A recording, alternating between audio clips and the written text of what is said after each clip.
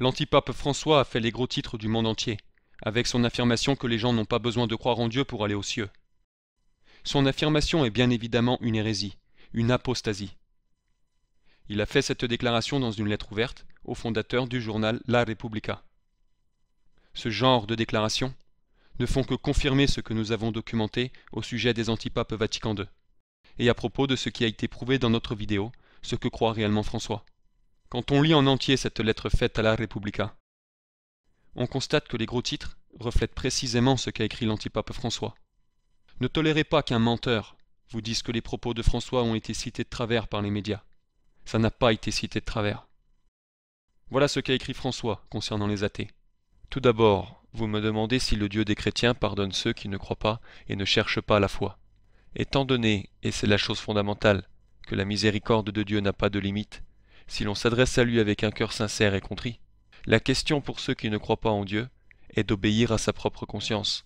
L'écouter et lui obéir signifie en effet se décider face à ce qui est perçu comme bien ou mal. Et sur cette décision se joue la bonté ou la méchanceté de notre action. Ici, François indique clairement que des gens qui ne croient pas en Dieu peuvent être pardonnés et sauvés s'ils obéissent à leur propre conscience et suivent ce qu'ils perçoivent comme étant bon. C'est une hérésie des plus stupéfiantes, car c'est un dogme de base du catholicisme, que la foi est nécessaire au salut. C'est un thème fondamental. Comme le dit Hébreux 11:6, sans foi il est impossible de plaire à Dieu. Le dogme de l'Église disant que personne ne peut être justifié, sauvé ou plaire à Dieu sans la foi était enseigné à travers l'histoire et avait été solennellement déclaré par les conciles de Trente et de Vatican I. Les deux conciles ont récité les paroles d'Hébreux 11:6. C'est bien sûr un dogme qu'on doit avoir la foi catholique pour être sauvé et que personne ne peut être sauvé en dehors de l'Église catholique. Cette vérité a été définie par beaucoup de papes.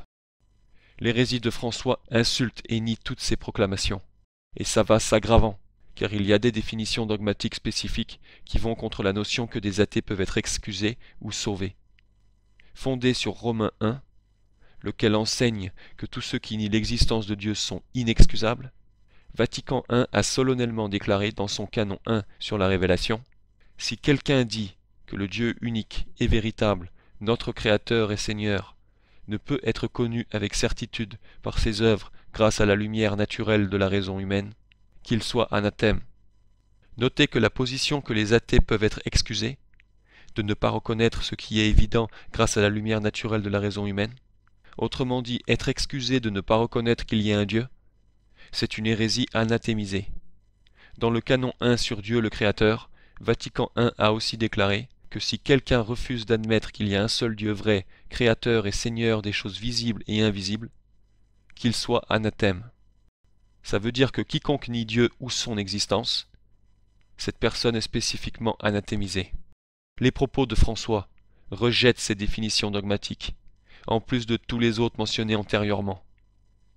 Les gens doivent réaliser la signification de cette hérésie. La vérité disant qu'on doit avoir la foi, c'est un enseignement de base et fondamental de la chrétienté. Sa déclaration que des gens peuvent être sauvés sans la foi, c'est équivalent au fait de nier que Jésus soit Dieu, ou que Marie soit la mère de Dieu, ou que Jésus est ressuscité. Tous sont des dogmes de base. Lui a ouvertement répudié un enseignement de la chrétienté, la nécessité de la foi. C'est un hérétique complet. Ça n'est pas qu'il fallait plus de preuves, mais les déclarations de François sont une indication supplémentaire qu'il n'est pas le pape, mais un antipape hérétique non catholique. L'organisation qu'il représente, la secte Vatican II, n'est pas l'Église catholique, mais la contre-Église des derniers jours.